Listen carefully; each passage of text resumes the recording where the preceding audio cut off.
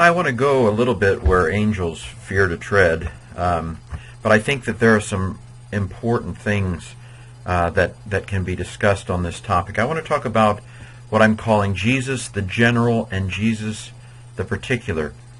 We have a tendency to look at Jesus as the perfect human being. And what I want to at least propose in this video is that there are no ideal human beings, in the sense that we are so specific and we are so different that one person has a certain set of strengths and another person has another set of strengths.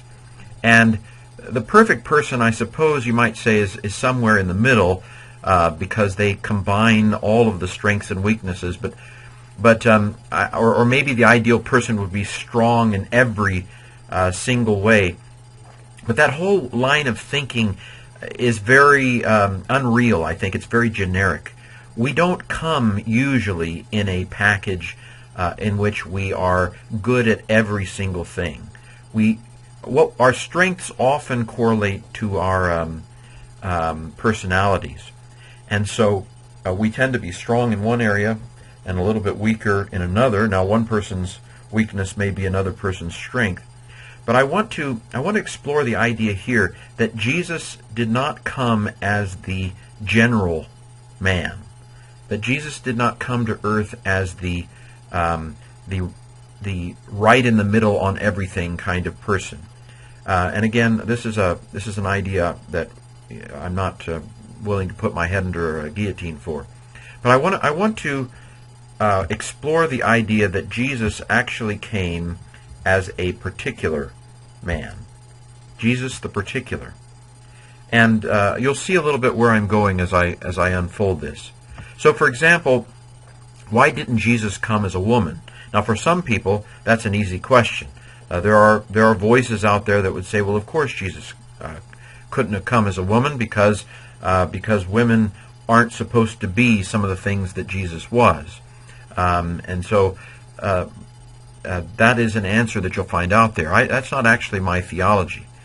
In my theology, in theory, Jesus could have come as a woman. That there's nothing about maleness or femaleness that definitively implied that Jesus had to come as a male. That's a controversial idea. Again, I'm not willing to die for it. But in my egalitarian theology, I'm not sure. I can't come up with any. Frankly, I can't come up with a good theological reason why Jesus couldn't have gotten married and have children. I don't think he did.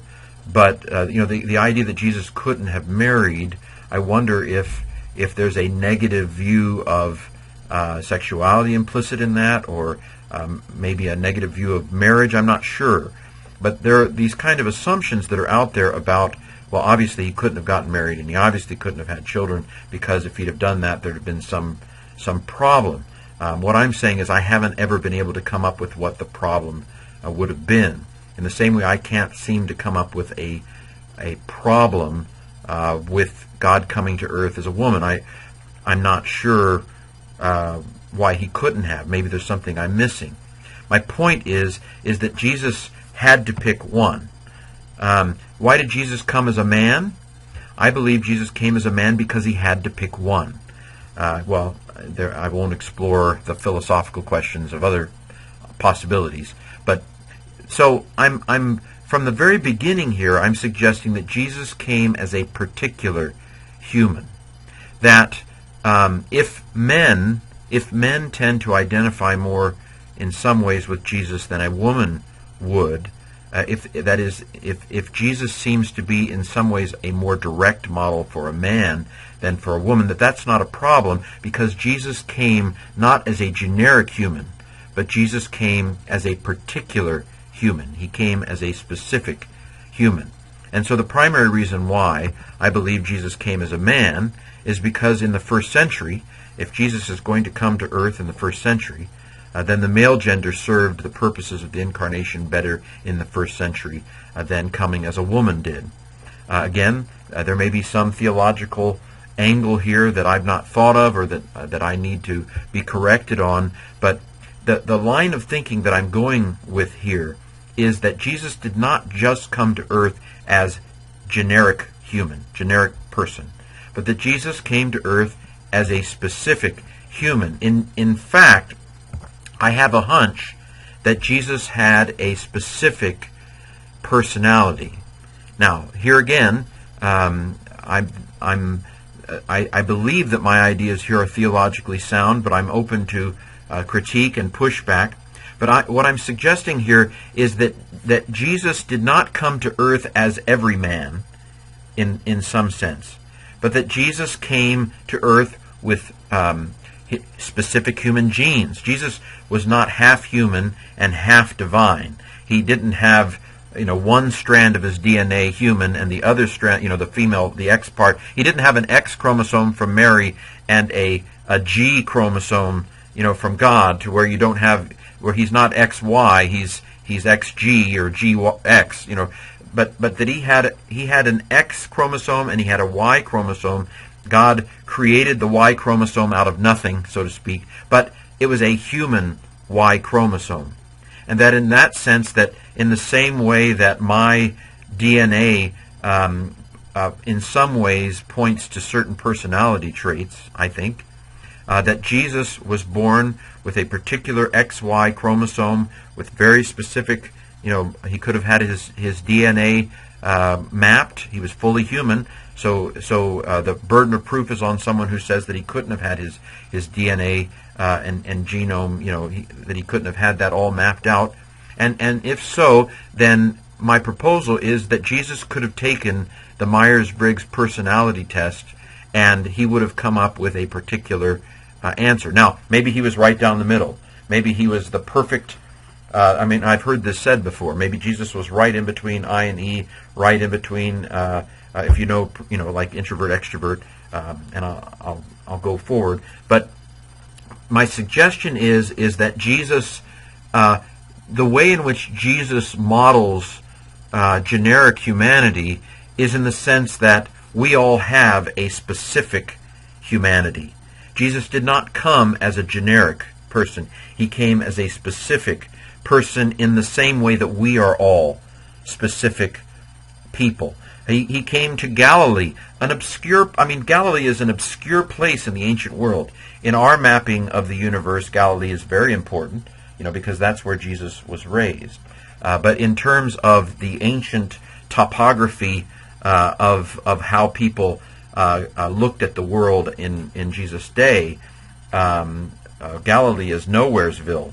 I grew up in South Florida, and I used to think of the Sea of Galilee in terms of the Lake Okeechobee, which is this huge lake in the middle of Florida that you can see from space. The Sea of Galilee is only 12 miles across. It's nothing.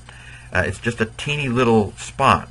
So what I'm proposing here is that Jesus came as a particular male, that in his particularity is not equally the same as all of us, and yet he is the same as all of us in that we are all born a particular person as well. And in that sense, there might be a sense in which Jesus is more directly a model for that specific personality than he is for others.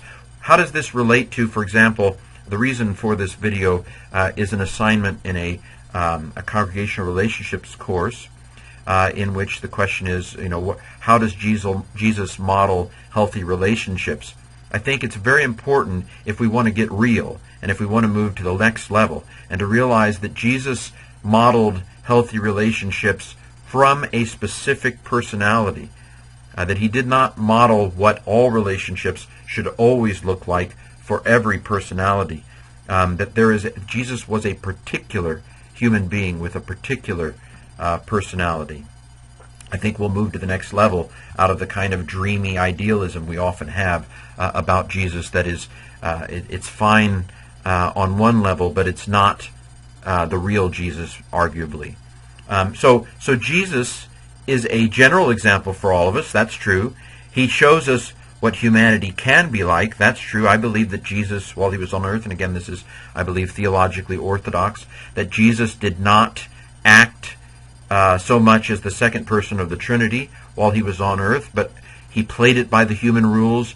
He played it by the parameters of normal humanity, and part of that playing it by the parameters of normal humanity was his reliance upon the Holy Spirit for extra knowledge, his reliance on the Holy Spirit for extra power. That Jesus did his miracles while he was on earth, not by the power he had as the divine second person of the Trinity, but that when Jesus was on earth, he did the miracles he did by the power of the Spirit in the same way that we do miracles today, or can do miracles by the power of the Spirit. Jesus did not have omniscience, or he did not access his omniscience while he was on earth. Mark 13 says, no one knows the day or the hour, not even the Son. And so Jesus, the insight he had into the future and so forth, I'm arguing was a gift of God through the Spirit in the same way that we can have insights into the future. So I do believe that Jesus did provide a general example for our humanity. I believe he did show us that what humanity can be like. Just as Jesus was without sin, so by the power of the Spirit we can not fall into temptation in terms of our intentional actions and so forth. I do believe all that Jesus is a general example. But what I'm suggesting in this video is that he was also a specific man, a person with specific genes, and in that respect that he may actually be a more direct model for some personalities than he is for others.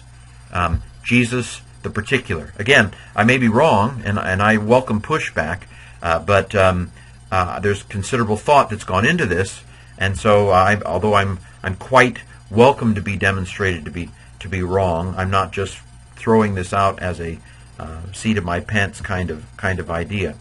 So let's look at Jesus in the Gospels. Here we have another layer of complexity. We don't like this, but if we are really going to get sophisticated, then we have to take into account the fact that there is a distinction, at least a potential distinction, between Jesus as he is portrayed in the Gospels and what we call the historical Jesus, Jesus as he would have been if you'd have had a video camera. The Gospels each have unique perspectives, and they are not History Channel perspectives. None of the Gospels were written, in my opinion, in the way... Now, of course, I've seen some History Channel stuff that I didn't think was very objective either, so I use the History Channel as an example loosely here. Maybe a documentary would be better. But there is a certain kind of standard of objectivity that is part of modernist culture, that we value just the facts, ma'am. Keep to the script. In history telling. If you don't have evidence, don't speculate. Those are modern values. I do not believe at all that, for example, don't speculate. I don't at all think that was a value in ancient history writing. I think in ancient history writing, the primary question was, does this story embody a truth, rather than have I followed up on all of my sources on this? Of course, Luke does indicate that he followed up on sources, but even Luke, I believe, we can argue fairly clearly, used some artistic arrangement in the way that he arranged things. Just compare the post-resurrection in Luke 24 with Acts 1, and you'll see some significant ways in which Luke has crafted, in each case, the resurrection stories differently, or that resurrection period differently. So the Gospels each look at Jesus from a particular angle, from a particular perspective, and that angle is not the goal to be Spock. Spock is not the goal of ancient history writing or ancient biography, and the Gospels don't. And I'm not suggesting this as a whim. This is if you actually do the hard work of laying the Gospels side by side and looking at their different accounts, this is the conclusion that I believe any person who's really trying to listen to the text will come up with.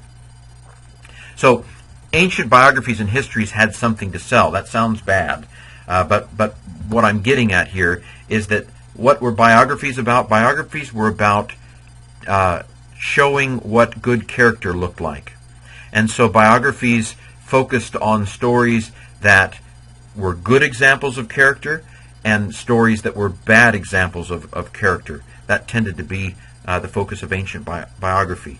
You told a biography because you considered a person a model in some way, either a model of good virtue or a model of vice. So biographies tended to either show you a form of life to imitate or a form of life to avoid. I think most scholars would consider Matthew, Mark, and John to best fit within the ancient category of biography. Luke, Acts, on the other hand, is generally thought to fit better into the category of ancient history. But histories were not, again, told with the view of, I just want to tell you exactly how it happened. But histories were told, in addition to that, with the idea of teaching lessons, moral lessons, maybe even to motivate people to act a certain way going forward. My hunch is that the book of Acts is apologetic historiography, which means that one of the purposes of Acts is to demonstrate that Christians aren't troublemakers, to apology in the sense of a defense, that the way Acts is told is meant to defend Christians as people, good people of good character. So, from an objective standpoint, and this would be the consensus of scholarship, that the Gospels do not always seem to fit together on the level of precise detail, and that's okay, because the goal of the Gospels is not to give the precise details historically and to have footnotes and that sort of thing. That's not even the goal. The goal is to indicate who Jesus is and to indicate truths about how we should live and how we should go forward. You know, the Great Commission to me is not just a report on something Jesus said in Galilee. I believe that the Great Commission is in Matthew because Matthew is telling his audience that this is what is supposed to happen. We are supposed to be making disciples of all the nations. That's part of what makes Matthew Scripture, that it's not just a history about things Jesus said and did a long time ago, but it is there are things that are supposed to impact our lives and how we live and how we move forward from them. So again, part of moving to the next level in our appropriation of Jesus in the Gospels is to realize that there is a little bit of this. You know, what is the particular lesson that the Gospel is trying to tell? What is the particular perspective from which the Gospel is talking about Jesus? And to realize that we are not getting exactly a verbatim audio tape or videotape of what Jesus said and did, and that's okay. I'm arguing. So, what was Jesus like?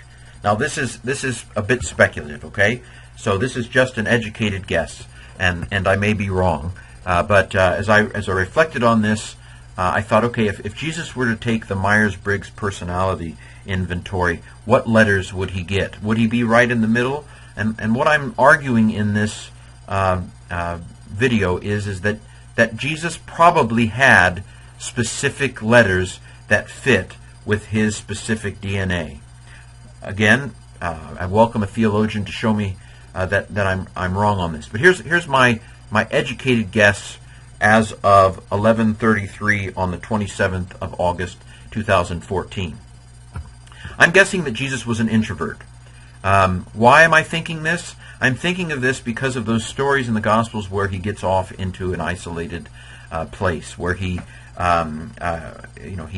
seems to need to get away. Now, an extrovert can need to get away too, but my first glance, I haven't thoroughly thought this through, but my first thought was, I sure get the impression, it's not that Jesus didn't like people, but Jesus seemed to be the kind of person who needed to get away to recharge.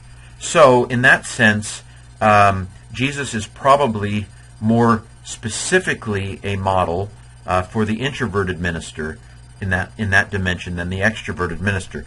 Again, I'm not sure what all the implications of this are. Maybe this is something you can tell me as well.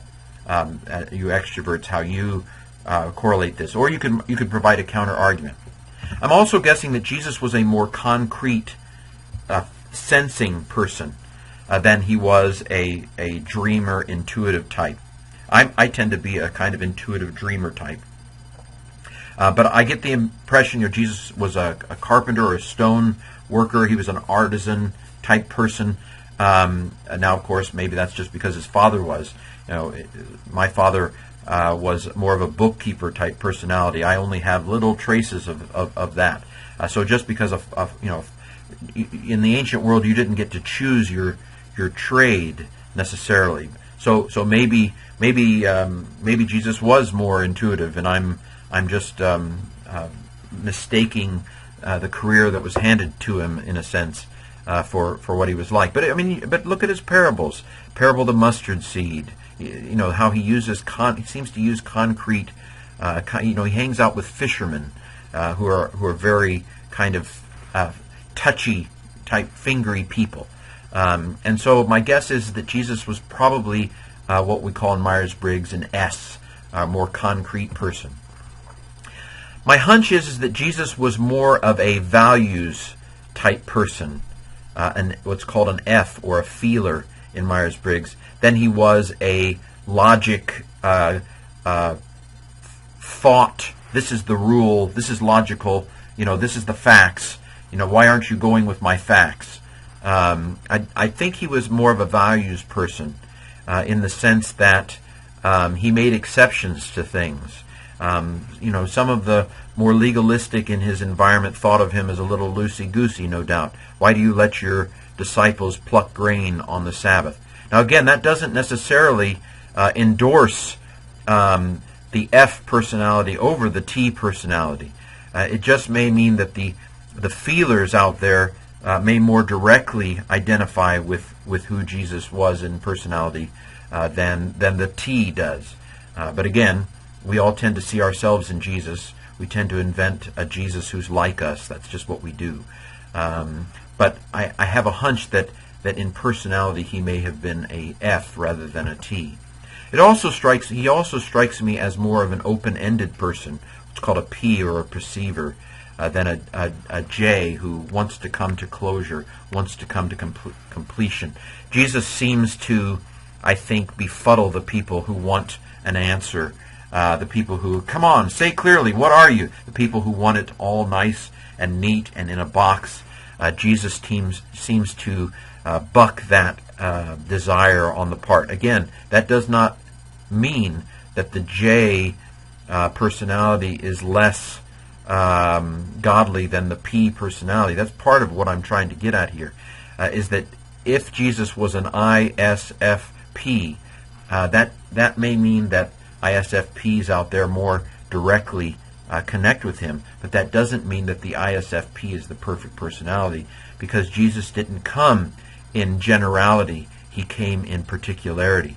And this is an important thing for us to keep in mind, I think, when we appropriate Jesus, is that there may be ways in which Jesus balances us out, but there may also be ways in which we need to see the strengths in the other personalities as well.